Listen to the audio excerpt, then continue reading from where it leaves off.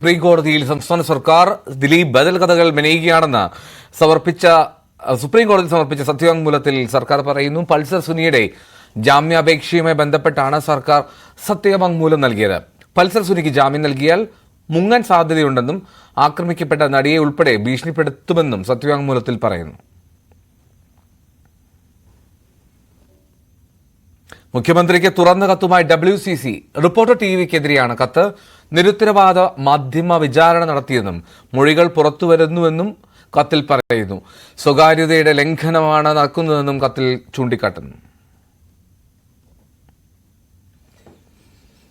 നടൻ രഞ്ജിത്തിനെതിരായ ബലാത്സംഗ കേസിൽ പരാതിക്കാരിയുടെ മൊഴിയെടുക്കും. ഓൺലൈനായിട്ടാണ് മൊഴിയെടുക്കുക. കുറ്റപത്രം അടുത്തയാഴ്ച സമർപ്പിച്ചേക്കും. ഒരിടവേള.